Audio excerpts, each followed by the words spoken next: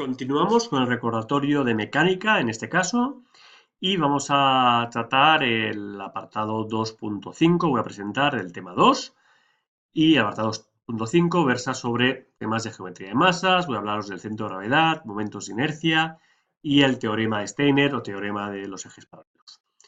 Son conceptos también muy básicos, de hecho en este caso ya prácticamente de bachillerato, muchos de ellos, pero que son importantes para el proyecto y para el cálculo de estructuras y que de hecho se utilizan, yo diría que a diario.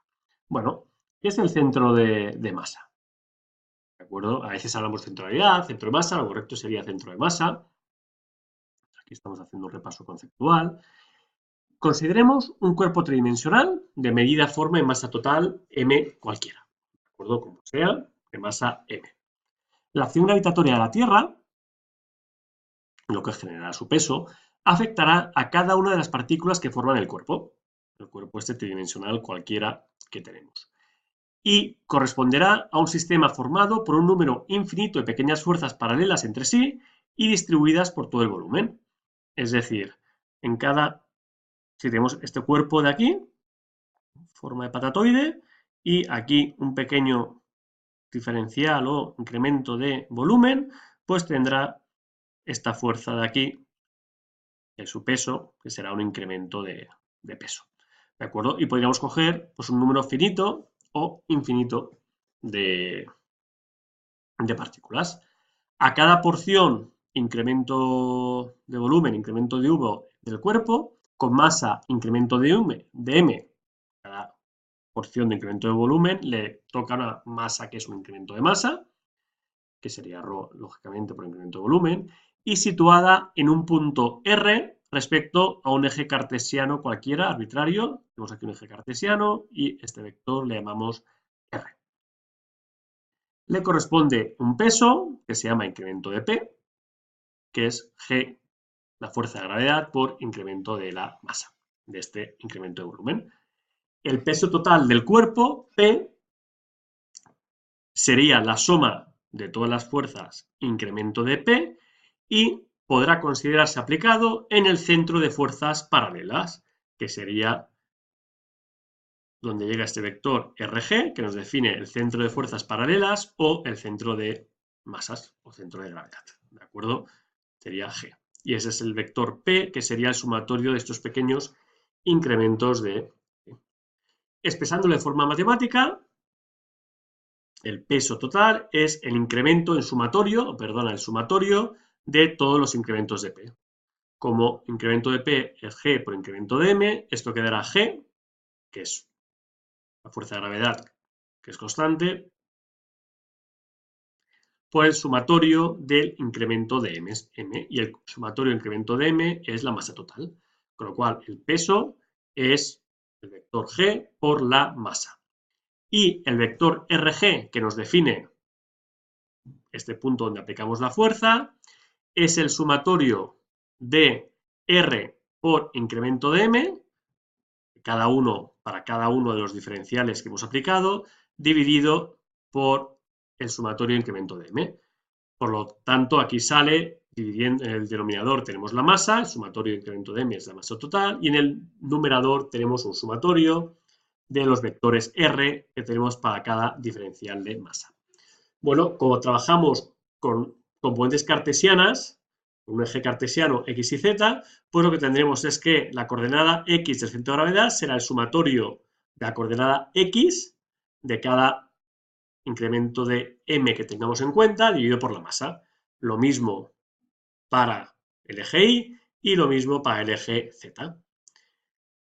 ¿De acuerdo? Fijaros que en la expresión de RG o en esta expresión de aquí no interviene para nada la aceleración de la gravedad, G. Por lo que la posición del centro de gravedad solo depende de la distribución geométrica de la masa. Por ese motivo, al punto G se le llama muchas veces centro de masa o centro de gravedad, porque son sinónimos. En secciones formadas por un único material, la masa se puede representar directamente por el área, con lo que nosotros, cuando hablemos de estructuras metálicas, por ejemplo, y tengamos que encontrar el centro de gravedad de una sección, pues lo haremos cada incremento de m será un incremento de área y la masa total será el área de la sección. Esas expresiones que están hechas con sumatorios, pues bueno, es porque hemos hecho una descomposición discreta del sólido en partes. A nivel conceptual, los sólidos son continuos y se debería hacer esa descomposición por partes infinitesimales y la suma por integración. ¿De acuerdo? Con lo que obtendríamos estas expresiones que he puesto aquí solo para que no las echéis en falta. Realmente estamos hablando de integrales, pero como descomponemos el número finito de secciones, lo veréis perfectamente en la práctica, pues hablaremos de sumatorios y por eso lo he querido expresar primero en sumatorios. ¿De acuerdo? Hasta aquí el centro de gravedad.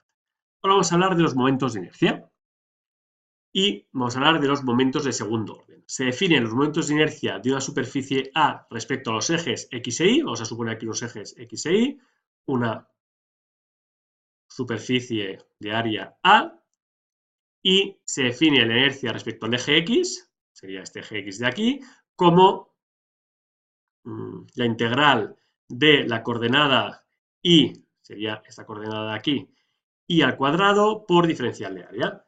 Y, por el contrario, la inercia respecto al eje Y, la inercia respecto a este eje, será la integral de la coordenada X al cuadrado por cada diferencial de área. Entonces, fijaros que las unidades son las de Y al cuadrado por un área, es decir, son longitud a la cuarta, ¿vale? Las unidades de inercia son longitud a la cuarta.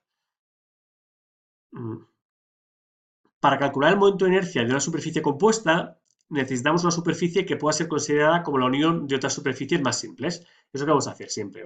Para hacer la inercia de una superficie más o menos compleja, vamos a ver la inercia de las superficies simples y vamos a sumarlas. ¿Por qué vamos a sumarlas?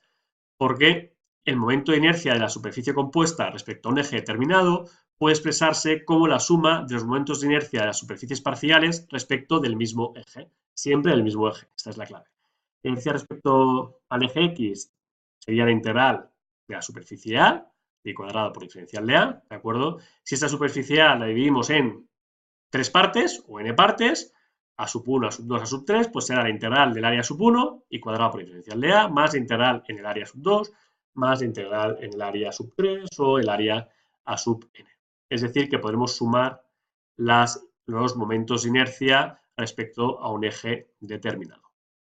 Y para acabar esta parte de recordatorio, el teorema de Steiner, o también conocido como teorema de los ejes paralelos. Os digo el teorema y luego lo demuestro. ¿De acuerdo? El teorema dice así: la inercia de una superficie A respecto a cualquier eje es igual a la inercia de un eje que pasa por su centro de masas, un eje centroidal, y sub c, más el área de dicha superficie que estamos calculando inercia por la distancia entre el eje que queremos calcular y el eje paralelo que pasa por el centro de gravedad al cuadrado. ¿De acuerdo? Esto es el teorema de Steiner. La inercia respecto a cualquier eje es la inercia de un eje que pasa al centro de gravedad más el área por la distancia al cuadrado. Entendemos que estamos hablando de ejes siempre paralelos. ¿De acuerdo? Y aquí la demostración. Vemos aquí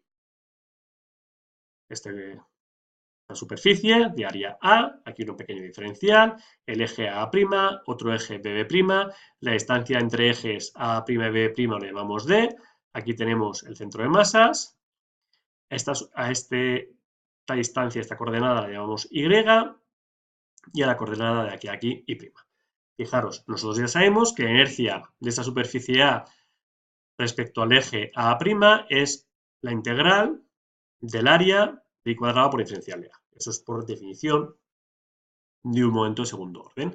Ahora consideremos un eje BB', paralelo al eje A', sería este eje de aquí, paralelo a este eje A', y este eje BB' pasa por el centro de masas C de la superficie. Es un eje que se llama un eje centroidal. Y de esta forma tendríamos que la integral del área por I cuadrado por diferencial de A, vamos a decir que I, esta componente, esta coordenada, esta de aquí, es la suma de D más I'. Esto sería, por tanto, la integral de D más I' al cuadrado por diferencial de A, Y este paréntesis lo descomponemos, será el cuadrado del primero y prima al cuadrado, más el cuadrado del segundo, d al cuadrado, más el doble del primero por el segundo. Con lo cual lo vamos separando y tenemos la integral de área A de prima al cuadrado por diferencial de A. Esto de aquí es la inercia respecto al eje BB', ¿de acuerdo? Este primer término. Más d al cuadrado por la integral de diferencial de área, es decir, por el área, d al cuadrado por el área. Más el tercer término sería 2 de d por la integral de prima por diferencial de A. Fijaros, estamos en el centro de masas, por lo tanto, la integral de prima por diferencial, integral de prima vale respecto aquí, como estamos en el centro de masas, esto vale 0. Con lo cual sale que inercia es, respecto a cualquier eje, en este caso el eje A', es esta inercia de aquí, que es la inercia respecto al centro de masas, de un eje que pasa por el centro de masas, más d al cuadrado, siendo d la distancia entre ejes, por el. ¿De acuerdo? El teorema de Steiner se utiliza con mucha frecuencia cuando uno quiere calcular inercias.